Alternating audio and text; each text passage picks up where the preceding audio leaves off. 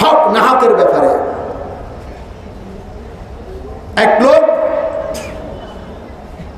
অনেক দূর থেকে হজ করতে এসছে, এখন থেকে 1200-1300 বছর আগের কথা, 1200-1300 বছর আগের কথা। তৎকালীন মুদ্রা ছিল স্বর্ণ চান্দির। এখন যেরকম আমাদের 5 টাকার কয়েল, 2 টাকার কয়েল আছে, তখন মুদ্রা কাগজের ছিল না, তখন মুদ্রা ছিল স্বর্ণ চান্দি, এভাবে ডাইরেক্ট স্বর্ণ চান্দি ছিল। এই লোক এই নিয়তে এসছে, আমি জীবনে আর বাড়িতে ফিরে যাব না। তার যা সম্পদ ছিল, টাকা পয়সা ছিল, সব বিক্রি করে, ছেলে মেয়ে নেই, বিবাহ করে নেই, সব একটা গাট্টির মধ্যে, একটা থুলের মধ্যে লইয়া মক্কা শরীফ উঠছে। যারা গেছেন তো জানেন, হজের মৌসুমে আরফার ময়দানে যেতে হয়, মুজদালিফা আসতে হয়, তাওয়াফ করতে হয়, শয়তানকে ফাতর মারতে হয়, ইত্যাদি ইত্যাদি। এই লোক মক্কা শরীফ আসি, তাওয়াফে কুদুম করলো, অবস্থান করলো। 8 তারিখ রাত্রে মিনায় অবস্থান করে আরফায় যাবে। তো মক্কা তখন লোকজন ছিল কম, একবারে কম। 1200 বছর আগে কতজনে ছিল? তো লোক তালাশ করতেছে যে এলাকা কোনো আমানতদার লোক আছে, আমার এই টাকার থৈলাটা তার কাছে রাখি যেতাম। যেহেতু স্বর্ণ চান্দির কয়েলগুলা ওজন, এগুলো নিয়ে আরফার ময়দানে যাওয়া, ওখান থেকে মুজদালিফা আসা, শয়তানকে ফাতর মারা, এরপরে আবার তাওয়াফ করা, এরপরে সাই করা ইত্যাদি আমার জন্য কষ্ট। তো লোকজনকে জিজ্ঞাসা করে করতে করতে একটা লোক পাওয়া গেছে, এই লোকের কাছে মানুষে আমানত রাখে। উনি দোকানদারও, ওনার কাছে লোকজনে আমানত রাখে। খুব খেয়াল করে শুনবেন, একটা কথা বেষ্টম গেলে এদিক সেদিক হয়ে যাবে। এই লোক যাইয়া বলল, ভাই আমি অমুক দেশ থেকে এসছি, অমুক এলাকার থেকে এসছি হজ করার জন্য, আমার কাছে এই পরিমাণ সম্পদ, এগুলা নিয়ে আমার চলাফেরা করা কষ্ট, দয়া করে আমার আমানতটা যদি আপনি রাখেন, আমার হজ শেষ হলে আমি মদিনা যেতে আমার সম্পদগুলো নিয়ে যাবো, এগুলো আমার জীবনের সম্পদ, এগুলো নিয়ে আমার জীবন কাটাবো, আমি আর দেশে ফিরে যাব না, আমি সারা জীবন মক্কা মদিনায় থাকবো। এ দোকানদার লোকে বলল, তোমার ঘাটতির মুখ বন্ধ করে কাগজের মধ্যে নাম লেখি, আমার দোকানের পিছনে আরো অনেকের ঘাটতি আছে, মানুষের আমানত, ওখানে রাখি চলে যাও। এই লোক ঘাটতির মুখ বন্ধ করলো, কাগজে নাম লিখবো, যেভাবে লেখার লেখি, ঘাটতির মধ্যে লাগাইয়া যাই দেখলো যে পিছনে আরো অনেক ঘাটতি আছে, রাখি চলে গেছে। আরফার ময়দান, মুজদালিফা, মিনা, তাওয়াফ, সাই শেষ করছে, বিদায় তাওয়াফ শেষ করছে, এখন মদিনা যাবে। এখন টাকার বস্তার জন্য, টাকার থইলার জন্য ওই লোকের কাছে গেছে। ওই লোকের কাছে যাই জিজ্ঞেস করে, দেখে ওই লোক নেই। কিসে লোক কোথায় গেছে? এই লোক গতকালকে মারা গেছে। কোন লোক? ওর কথা তো বুঝে না, কে মারা গেছে? ওই তাকে থইলা দিছে দোকানদার, আমানতদার, মারা গেছে। এই লোকে তার ছেলেদেরকে বললো, মেয়েদেরকে বললো, আমার এই রঙের একটা ব্যাগ তোমার বাপের কাছে আমানত রাখি গেছি, আমি অমুক দেশ থেকে আসছি হজ করতে, আমার থইলাটা দাও। ছেলে মেয়েরা অত শুয়ে শুয়ে আলাপ করার দরকার নেই, গল্প করার দরকার নেই, প্রমাণ দেন, আমার আব্বার কাছে দে, আপনি ব্যাগ রাখি গেছেন, প্রমাণ দেন। কোনো প্রমাণ নেই, গেট আউট, বাইরে এখান থেকে। বুঝেন কথা? বুঝেন? এই লোক নুরাশ হইয়া ওখান থেকে চলে আসলো। চলে আসার ফলে তাওয়াফ করতেছে, আর চিৎকার দিয়ে দিয়ে কেঁদতেছে, খুব আওয়াজ করে কেঁদতেছে। এক লোক হেরেম থেকে বাইরে আসলো, সাদা সিধা, তাদেরকে কিতাবের ভাষা মুলহাম মিন আল্লাহ বলা, মুহদাস মিন আল্লাহ বলে, কে বলে কুতুব, কে বলে আক্তাব ইত্যাদি। আসে জিজ্ঞেস করে, ভাই তুমি অত কাঁদো কেন? ভাই এই ঘটনা। জীবনের সব সম্পদ ব্যাগের ভিতরে। লোকটা মারা গেছে, ছেলে মেয়েরা আমাকে গেট আউট, আমার কোনো প্রমাণ নাই, আমার সম্পদ তো তার কাছে, আমার মদিনা কিভাবে যাবো, আমি সারা জীবন কিভাবে চলবো, এই জন্য আমি কিনতেছি। এই লোকটা বলে তুমি কোনো টেনশন করিও না, কোনো চিন্তা করিও না, তুমি অতি শিগগির তোমার টাকার ব্যবস্থা আল্লাহ করে দিবে। সুবহানাল্লাহ। এরম যদি আশা বড় ঠাতে কলজাটা বড় হয়ে যায় না। তো কিভাবে? তুমি বড় রাত্রে তাহাজ্জুদের নামাজের টাইমে জমজমের পানি দিয়ে উযু করিবা, উযু করিয়া 2 রাকাত নামাজ পড়বা, 2 রাকাত নামাজ পড়িয়া জমজম কূপের সামনে যাবে। তখন তো জমজম খোলা, আমি যখন 2004 গেছি তখনও জমজম কূপ আনা দিয়ে গেরা চলে দেখছি জমজম পানির মধ্যে। এখন তো এমন ভাবে টাইলস হয়েছে, কেউ কত হইতো না জমজমের কূপ কোথায় আছে, কেন ঠিক না? তুমি জমজম কূপের সামনে দেবে, জমজম কূপের সামনে যাইয়া তুমি বলবে, ও দোকানদার ভাই, তোমার কাছে না আমি আমানত রাখছি,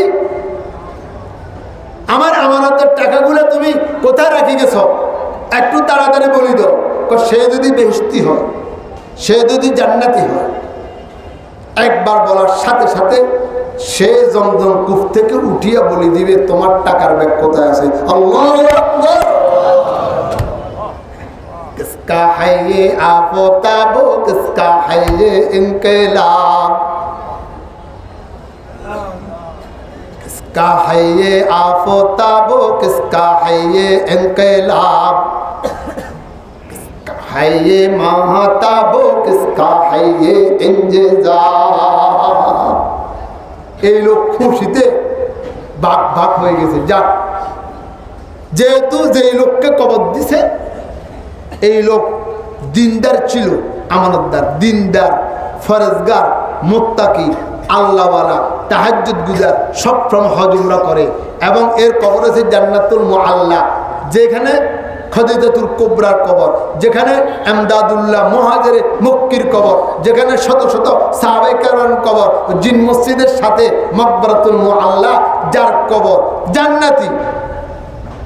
এই ব্যক্তি এশার নামাজ পড়ল জমজমের পানি দিয়া উযু করিয়া যাইয়া বলল, ভাইও তুমি তো মারা গেছো, আমার টাকার ব্যাগটা কোথায় আছে একটু বলো না। কোনো উত্তর নেই। দ্বিতীয়বার কোনো উত্তর নেই। 10 বার উযু করছে, 10 বার নামাজ পড়ছে, কোনো উত্তর নেই। বুঝেন কথা আমার? এই লোক আবার নৈরাশ হয়ে, আহারে কি হলো জানে, আবার তাওয়াফ করতেছে, আবার তাওয়াফ করতেছে, আবার কাঁদতেছে। আবার ওই লোক নামে আসলো, বলে কি হয়েছে ভাই, কি হয়েছে? বলে আপনি বলেছেন তাহাজ্জুদের নামাজ পড়িয়া তার নাম ধরিয়া বলার পরে আমার সম্পদ পেয়ে যাব। একবারে জায়গা 10 বার করছি, পাই নাই। বলে নো টেনশন, কোনো টেনশন করবেন না, কোনো চিন্তা করবেন না, তবে একটু কষ্ট করতে হবে। বলে কিভাবে কষ্ট করতে হবে? সৌদি আরবের সাথে যে দেশটা, এই দেশটার নাম আছে ইয়ামন, আপনাকে ইয়ামনে যেতে হবে। ইয়ামনে একটা কূপ আছে, কূপের নাম আছে বারহুদ। ওলামায়ে কেরাম মুখস্থ রাখেন, কূপের নাম বারহুদ। সিয়ারু আলামিন নুবালা কিতাবের মধ্যে আল্লামা শামসুদ্দিন যাহাবী রহমাতুল্লাহ লেগে আপনি ওই বারহুদ কূপের মধ্যে যাইয়া এভাবে এভাবে করবেন। এখান থেকে জমজম কূপের পানি নিয়ে যাবেন। ভোর রাত্রে তাহাজ্জুদের নামাজের টাইমে আপনি উযু করিয়া 2 রাকাত নামাজ পড়িয়া আপনি ওই বারহুদ কূপের দিকে তাকাইয়া বলবেন, ও মক্কার আমানতদার, আপনি আমার আমানতটা কোথায় রেখে গেছেন? তাড়াতাড়ি করে বলিয়া দেন। সেই লোক যদি জাহান্নামী হয়, সাথে সাথে ওই কূপ থেকে উঠিয়া বলে দিবে তোমার আমানতের থৈলা কোথায় আছে। এই লোক বলে, ভাইরে আমার কাছে 1 টাকা নাই, আমি এমন কিভাবে যাব? এই ব্যবস্থা আমি করব। ওই মুহাদ্দিস মিনাল্লাহ, মুলহাম মিনাল্লাহ, কুতুব, এটা হুজুর গৌরব বলতেছে, আমি সাধারণ বুঝবেন না যে মক্কা শরীফে মানুষ যদি কোনো বিপদে পড়ে আল্লাহ পাক কিয়ামত পর্যন্ত কিছু নির্দিষ্ট লোক রাখে, কি হয় এরা আল্লাহ পাকের পক্ষ থেকে নির্ধারিত এই সমস্যার সমাধানের জন্য। এদেশকে মুহদাস মিনাল্লাহ বলে, মুলহাম মিনাল্লাহ বলে। আপনি কিভাবে যাবেন আমি ব্যবস্থা করব। কিতাবের মধ্যে লেখে গোড়ার ব্যবস্থা করছে, খাদেমের ব্যবস্থা করছে, খানাফিনের ব্যবস্থা করছে। ওই লোক ওখানে থাকবে, এটার ব্যবস্থা করি। তাকে দিছে যে এই লোককে ইয়েমনে বারহুদ কূপের কাছে নিয়ে দিয়ে আসো। ঘোড়াত করি, কয়েকদিনের সফর শেষ করি, খানা পিনা সহ এখানে দিয়ে আসছে। এটার নাম বারহুদ কূপ। দিনের বেলা চিনছে, রাত্রের বেলা তাহাজ্জুদের নামাজের টাইম উজু করছে। উজু করিয়া নামাজ পড়িয়া কূপের কাছে গেছে। যাই বলে কি ভাই আমার আমানতের থৈলাটা কই। এ কথা বলার সাথে সাথে যে কূপ থেকে লাফ দিয়ে উঠছে। তোমার আমানতের থৈলা আমার দোকানের নিচে, মাটির নিচে একটা সন্দুক আছে, ও সন্দুকের ভিতরে আছে। আল্লাহু আকবার বলে। এই কথা বলার সাথে সাথে হাজী সাহেব যিনি আমানতের থৈলা তালাশ করতে চলেছে, চিৎকার করিয়া কান্না আরম্ভ করলো। কিরে ভাই, তোমার কবর তো জান্নাতুল মুআল্লা। কিয়ামত পর্যন্ত যত মানুষ আসবে জান্নাতি সবার রূহ জমা হবে জমজম কূপের ভিতরে। আর কিয়ামত পর্যন্ত যত মানুষ জাহান্নামী হবে সবার রূহ জমা হবে বারহুদ কূপের মধ্যে। তুমি তো একজন দিনদার মানুষ, তুমি তো একজন আল্লাহওয়ালা মানুষ, তুমি তো একজন নামাজি মানুষ, তুমি তো একজন আমানতদার, তুমি তো কোনো হজ কাদা করো নাই, উমরা কাদা করো নাই। তোমার ঠিকানা কেন জাহান্নামের কূপে? আমার কথা বুঝেন আপনারা? তোমার ঠিকানা তো জমজম কূপে হওয়ার কথা। যেহেতু এখানে কিয়ামত পর্যন্ত যত মানুষ জান্নাতি হবে সবার রূহ জমা হয় জমজম কূপের ওইখানে। আর কিয়ামত পর্যন্ত যত জাহান্নামীদের রূহ জমা হবে কোথায়? সিজ্জিন মানে বারহুদ কূপ, আর ইল্লিয়িন মানে ওই জমজম কূপ। তোমার রূহটা এখানে কেন? তোমার রূহটা তো থাকার কথা জমজম কূপে। এই কথা বলার সাথে সাথে সে ব্যক্তি চিৎকার দিয়ে কান্না আরম্ভ করলো। কবে আমার নামাজ ঠিক, রোজা ঠিক, হজ ঠিক, যাকাত ঠিক, উমরা ঠিক, আমার আড্ডারে ঠিক, তবে আমি একজন জালিম, আমি একজন ঠকান্না ফাটি। আমার আব্বা যখন মারা যায় তখন আমার একজন বোন ছিল আর আমি একজন ভাই ছিলাম। আমার বোনে আমার কাছে হকের জন্য আসছিল। আমার বোনের হক আমি পুরোপুরি আদায় করি নাই, ঠকাইয়া মকাইয়া কোনো রকম দিয়ে দিছি। আমার বোনে বলছে এই বিচার আমি আল্লাহর কাছে তোমার থেকে নিব। এই জন্য আমার নামাজ বলো, রোজা বলো, হজ বলো, যাকাত বলো, আমানত বলো, জিকির বলো, সব কিছু দুলিশাত হয়ে গেছে। আমার ঠিকানা জাহান্নাম। ও আমার মুরব্বীরা, যাদের বাপ দুনিয়ার থেকে চলে গেছে, দুইবার রেখে গেছে, 4 বোন রেখে গেছে, হক আদায় করছিলেন? হক আদায় করলেও কিভাবে করছেন জানেন? শহরে যে দোকানটা আছে এই দোকানের বাপ বোনকে দেন নেই। দামি জায়গার তো বোনের জায়গা দেন না। ওই জমিনে বাড়ির উত্তর পাশে, দক্ষিণ পাশে, ওই জঙ্গলের ভিতরে, ও গর্তের ভিতরে ওগুলোর থেকে হক দিছে। কথা বলে না? ঠিক না? ঠিক। 12 টাকা দিছে, 10 টাকা, 2 টাকা ঢাকা দিছে, কমাফ করে দে। আর কেউ তো দেয় না। আর কথা কেউ তো দেয় না। ভাইরা আমার, আজকে এই ঘটনার থেকে সবক অর্জন করেন।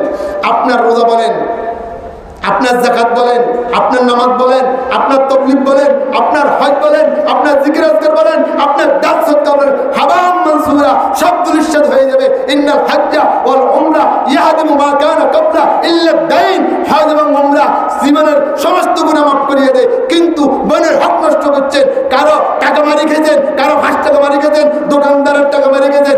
এই টাকা রাখিয়া আপনি সারা জীবন হজ করবেন, তাহাজ্জুদের নামাজ পড়বেন, জিকির আজকার করবেন, তাবলীগ করবেন, কোন ইবাদত আল্লাহর দরবারে কবুল করা হবে না। বলেন নাউজুবিল্লাহ।